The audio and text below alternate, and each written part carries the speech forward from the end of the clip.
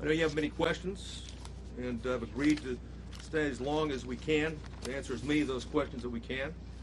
If I can't answer it because we don't know definitively right now, I'll simply say that.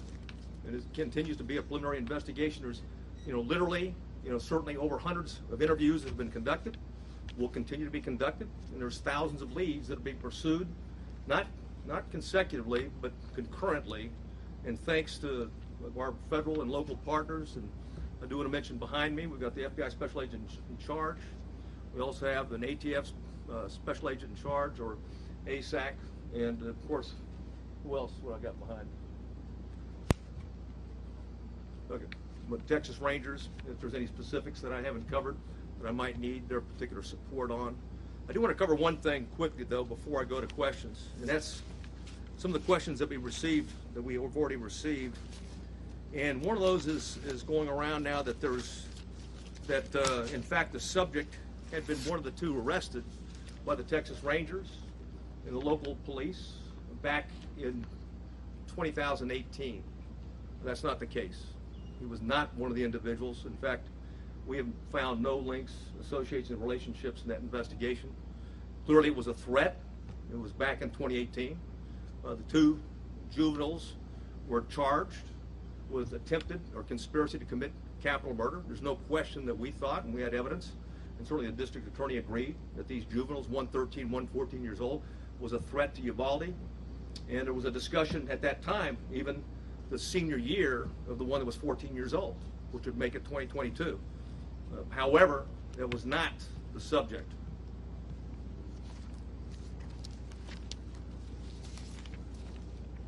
Questions? Give your answers. Huh? Tony's going to translate the Spanish out. Okay. Oh yeah. Oh, one thing I want to say. One thing I failed to say is that when we're done, we have Tony Pena with us. He's going to translate into Spanish. Okay, what the answers and the questions are afterwards. Yeah.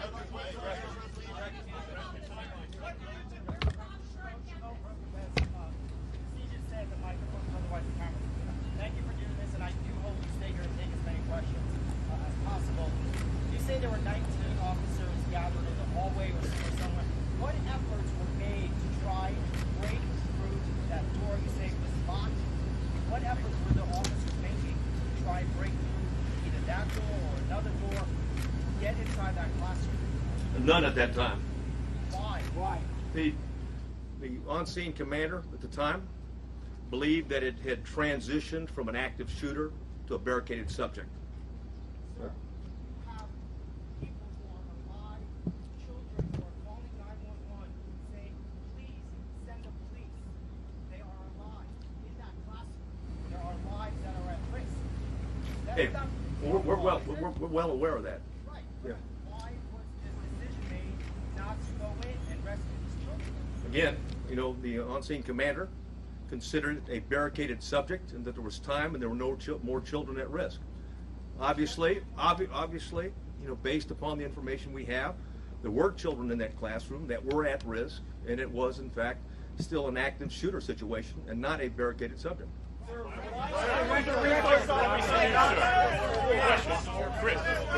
Why was this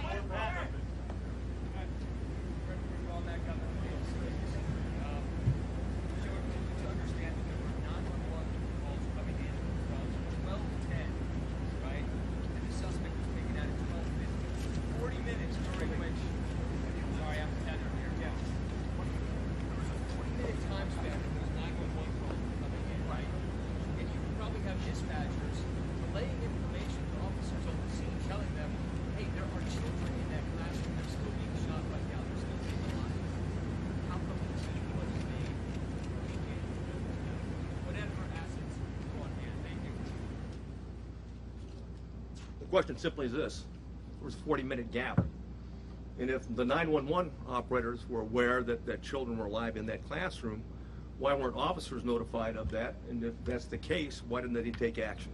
That's the question. And again, I'll go back to the answer for right now, is that it was considered, okay, the decision was made on the scene.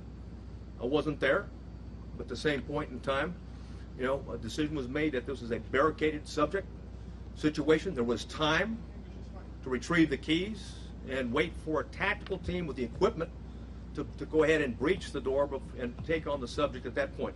That was the decision, that was the thought process at that particular point in time.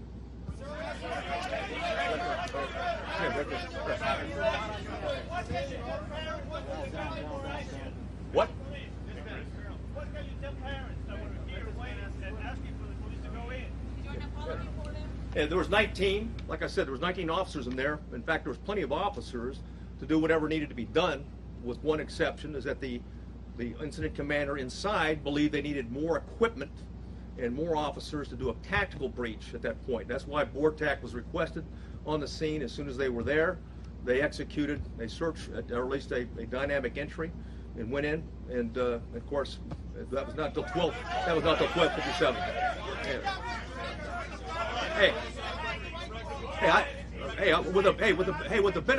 With the benefit of hindsight, stand by, stand by, right? I got it. Okay. Hey, from the benefit of hindsight, where I'm sitting now, of course it was not the right decision. It was the wrong decision. Period. There's no excuse for that. But again, I wasn't there, but I'm just telling you, from what we know, we believe there should have been an entry at that as soon as you can. Hey, when there's an active shooter, the rules change. It's no longer, okay, it's no longer a barricaded subject. You don't have time. You don't worry about outer perimeters. And by the way, Texas embraces active shooter training, active shooter certification, and that doctrine requires officers, we don't care what agency you're from, you don't have to have a leader on the scene. Every officer lines up, stacks up, goes and finds where those rounds are being fired at, and keeps shooting until the subject is dead, period. Why was the decision made? What is your message for the parents? Obviously, trying to south of the border, it's very difficult to understand how the most powerful nation in the world, the citizens have access to giant weapons, and this is happening over and over and over again, and now getting solution. I don't mean to, on the nine quarter of you guys are the expert on these things, questions. How do you keep this from happening again in the communities of Texas? And second, how did 18-year-old kid that works at Wendy's wage can buy a $5,000 weapon? Well, answer the last. He used a debit card first, but to your point, it's very expensive, and a debit card is not a credit card. It means he had money in the bank. So why and how is being looked at right now, and I'll tell you this, thousands of more leads are being looked at right now because we haven't answered all the questions. We haven't gotten into the why. Okay, we know the individual was also into cyber gaming in that regard, and group gaming in that regard. So we've got a lot of questions are out there, and we're seeking answers, but we've got an obligation. We'll continue to update you when we find something out. Hey, From VOA News. I have two questions. The first one is being said that Border Patrol had the special team on site and the local police did not allow them to go into the building. Can you elaborate why that was? The Border Patrol agents, the BORTAC agents that were in the building did line up. They're part of the 19 that I talked about, and the entry team, ultimately the entry team that went in. But I can tell you that they were told, just as any other officer was told, and others, even command staff that came on board, is that the incident commander at the time believed that in fact it was a barricaded subject, that we had time, there was no kids at risk.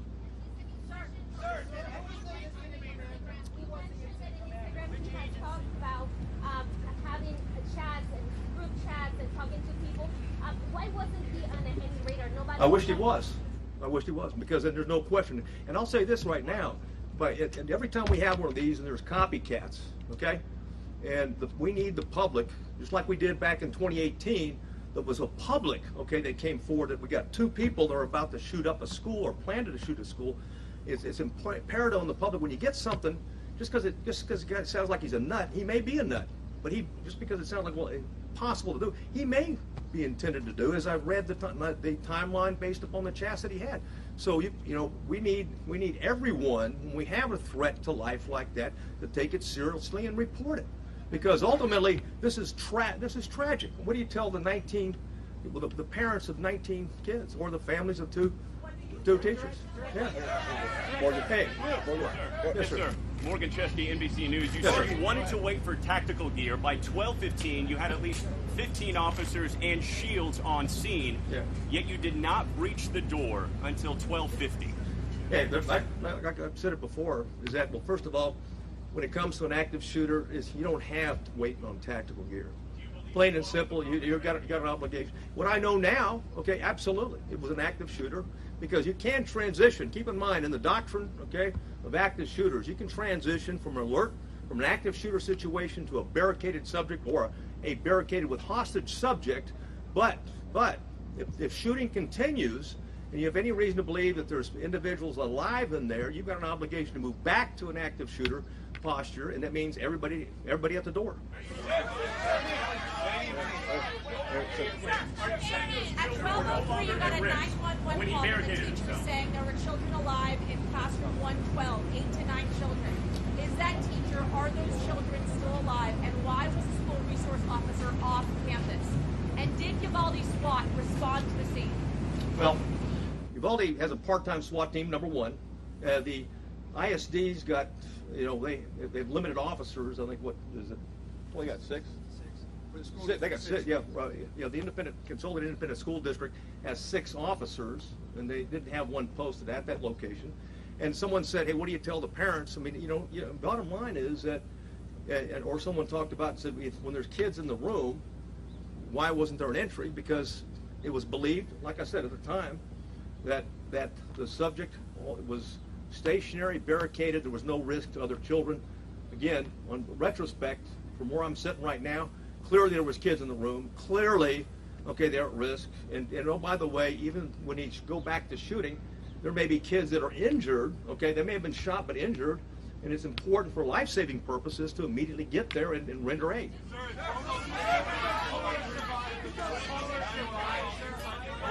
Did the caller survive? Where was the resource officer? Why was he not on campus? He was not on campus. Why? Where was he? Again, we'll have all those answers down the road. Okay. Sir, did those callers survive? Yeah.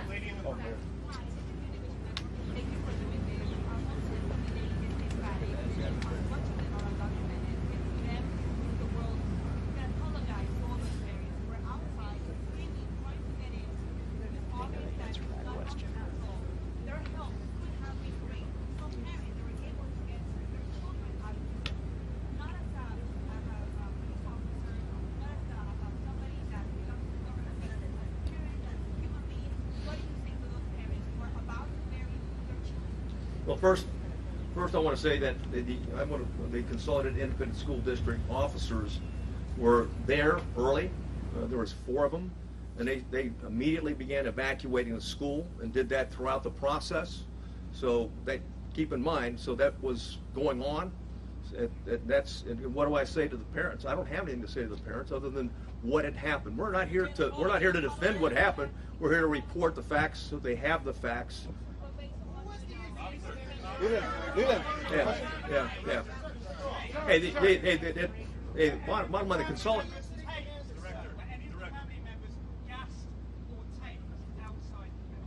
I'm sorry? Oh, gas. I don't have any information on that.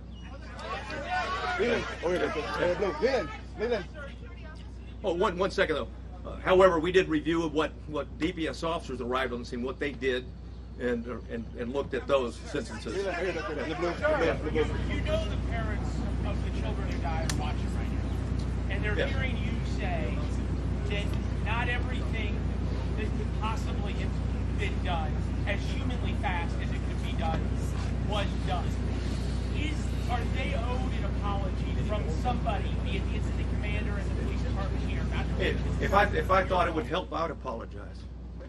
Okay, but let me say this. Hey, let me say this. Hold on. When you go back to the timeline, again, I want to go back and I'm not defending anything, but you go back to the timeline. There was a barrage. Hundreds of rounds were pumped in 4 minutes. Okay, into those 2 classrooms. Then anything else, any firing afterwards was sporadic, and it was at the door.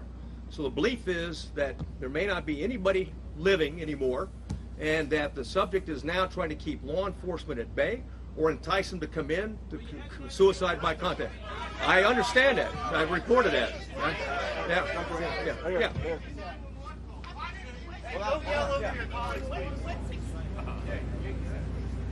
Jack Morgan from the New York Post. Can I ask two questions? First of all, exactly how was the gunman barricaded in his room? Was it just a simple matter of him locking the door behind him? And secondly, can you buy all 1,657 rounds from Oasis hard practice that Well, I might answer the first one, but the why on the second one I don't have. The first one, that each door can lock from the inside, and both doors were locked, okay, from the inside. So the subject, when he went in, he locked the door. He came out one time into the hallway, went back in and locked the door, because at the time that the officers went in, both doors were locked. They got a key from the janitor and used it. The first call came in inside the classroom at 12:03, and you breached it at 12:51. How many students died in those 48 minutes? I don't have that answer. We're looking at it right now. Hold on. Go. Yes. Why wasn't the school placed on lockdown? And two, while this may be the most unpopular question here today, what is on your heart? How are you doing? You've been shaking the whole time you're up here. Take your time. Yeah, thanks a lot.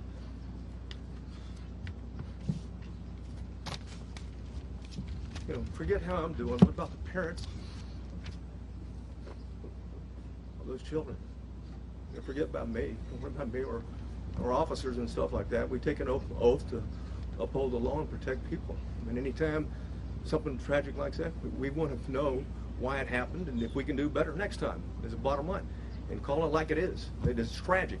Quite frankly, I mean, there shouldn't be anybody. You know, ideally, we've been able to identify this guy as a suspect and address it before he even thought about attacking, you know, on the 24th. Let's go there. Green. Go ahead. There's a lot of ammunition, a lot of rounds. Are there other people that you're looking at to arrest? That hated them. And we're looking at other people. Absolutely. Anybody who's been in contact, we're looking at anything. Links to associations, you know, people that may have known something, and will continue, and may have been involved in some chat room gaming along with them. So there's nobody that we're not going to talk to and look at. And it's certainly, I can assure you that the district attorney is very proactive and very concerned about this, and that if any evidence that we bring to her that someone was an accomplice or an enabler or didn't do what they should have done, if it's in violation of the law and it meets the probable cause standards, I have no doubt that she'll take care of business just like she did back in 2018 when we had 2 juveniles plot a capital murder at the school. You had 911. You had 911 calls at 12:10, 12:13, Yes. 12:16. The shooter wasn't killed until 12:50. Did any of those 911 callers survive? Yes. You know, I can't tell you that with certainty, but more than one survived. How many children died? Director. Yeah, hey, sorry, what? Can you give us an update on the number of officers injured, the condition where they are now, and also were there any windows in the classroom that the officers? Yes, the windows I'll go backwards, and right over here, I'll move over here. Something shot into these windows right here as he's approaching the door. Right? So the children were vulnerable all the time going through. We don't have any recording of any of the children maybe injured but not dead the way he shot in this particular area. Right? As to the answer in terms of someone could have shot opposite in that regard, I don't have the answer to that, quite frankly. Right? We're looking at a number of different things in terms of things like that, which you can do. Keep in mind, you've got children, okay, in here. If you come back to the mic, you've got children. Right around that. Oh, here's the tap. Okay. Right. We're looking at this from a tactical standpoint and everything in terms of looking backwards, okay? And certainly one of the things is, what was the access in 111 and 112 in that regard? And also, you know, there's other access points as well. Right there. Hold on. Let me say one thing. One thing I didn't point out, okay, is that when we've got him going into these rooms, right here's the Jack and Jill restroom between. So not unlike Santa Fe, the classrooms are separated, but they're really connected. So you can move back and forth between those two classrooms. In the green. Yes, sir.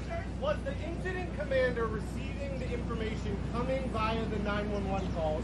And if so, why not? And if so, can you speak to the level of investigation that you're putting into that very question? Yeah, well, that question will be answered, but I don't have I'm not going to share the information we have right now, but because I don't have the detailed interview right now. Go ahead, sir. Right there. Yeah. So it was a barricade situation. Did any police officers go in and get their own kids while the parents were outside? Not that I'm aware of, no. Right there. Go ahead. Yes, please. Yes. How many children called 911, and do you know for a fact if any of those children died? I know for 2, for certain did, and those 2 did not die. What? Was that propped open door still propped open even after the incident was occurring with shots being fired at the funeral home? Bottom line is, we reported what happened. Is that back door was propped open. It wasn't supposed to be propped open. It was supposed to be locked. And certainly the teacher that went back for her cell phone, they propped it open again. So that was an access point that the subject used. Go ahead. Blue. Quick question. Hold on. You have said in hindsight mistakes were made. A Democratic congressman is now calling for the FBI to investigate the response here. Yep. Who is going to be held accountable? Well, first of all, we welcome the FBI. There's a reason why there's the FBI special agent in charge behind me right now. They play a vital role. And again, this is about finding facts and reporting facts as quick as we can. This is not about trying to defend, or it's not about trying to assess or even be hypercritical. It's about the facts and sharing whatever we learn on the facts as quick as we can and be as transparent as we can. You know, okay, the media, but more importantly, the parents and the public and the citizens of Uvalde and Texas. Go ahead. Blue. Go ahead. Hold on. Sir, hold on. Sir, who was the incident commander and had that? The chief of police of the Consolidated Independent School District is the incident commander. It's his school. He's the chief of police. Okay. Hey, I'm not going to discuss disciplinary. There's an ongoing criminal investigation. I'm not going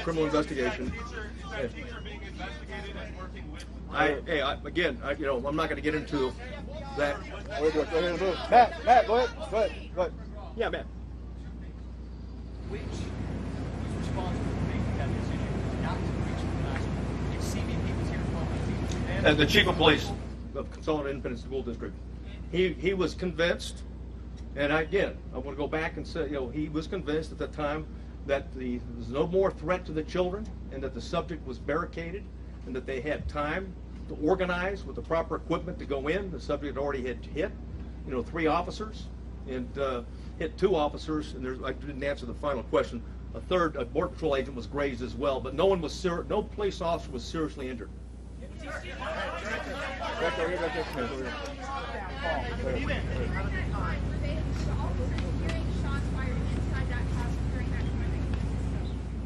Yes, they did. He shot, and I went through the timeline before where he continued to shoot, and periodically, sporadically. The last, I think I already gave you the timeline. I'm sure I went through it, but the last time that the shot right before the entry, okay, was he shot at 12:21. So. At the officers or at the children? No, not at the children. I'll tell you what, we don't know yet. We believe it was at the door, is what he fired at. Go ahead. Right there. Yes. Hold on.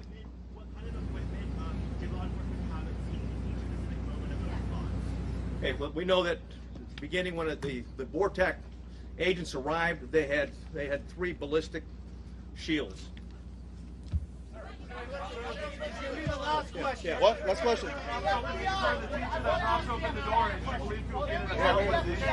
Where's my children? Hold on.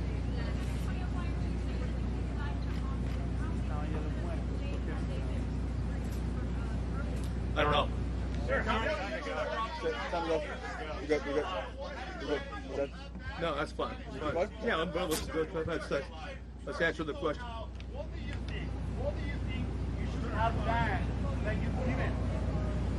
Well, I've already said that. Sir. I've already said, first of all, hey, Texas embraces and teaches, okay, the active shooter doctrine. The active shooter doctrine, as long as there's kids, as long as there's someone's firing, you go to the gun, you find them, you neutralize them, period. And there's only, there are some nuances with transition to a barricaded subject, also transitioning to a hostage situation. And of course, the decision at the scene was that this is still a barricaded subject that did not go back to an active shooter situation. Go ahead. Yeah. Where is the police chief and why isn't he here to take our questions? Well, because I'm here to address the latest timeline and facts that we know. You're certainly welcome to reach out to them. Yeah. I defer to. You want to get the question? Okay, hold on. How many children were pulled out? Hold on. Sir, you've now been on the scene for several days. Two things. What exactly is your role in this investigation? And hearing all this, and given that the FBI goes through lengthy efforts to study active shooter situations like this, do you think this is something that requires an independent investigation by whether a federal agency or by you guys or someone else? Thank you for the question. So my name is Oliver Rich. I'm the special agent in charge of the San Antonio division. First, I want to say I understand there are a lot of questions and there's a lot of frustration in the public, and our heart goes out to the families and the victims in this tragedy. I will say our role here remains the same. We are here to assist in this investigation, to provide the support to the community to the best of our ability. We've had 200 people here for over 4 days. We have people working all across the country to support this community and to support this investigation. We are continuing in that vein. We have victim specialists here working with people in the community, and we will continue to do that. If the facts bear out that there is a federal nexus, then the FBI will conduct an appropriate investigation at that time. But for now, we continue in this to support the Texas Rangers.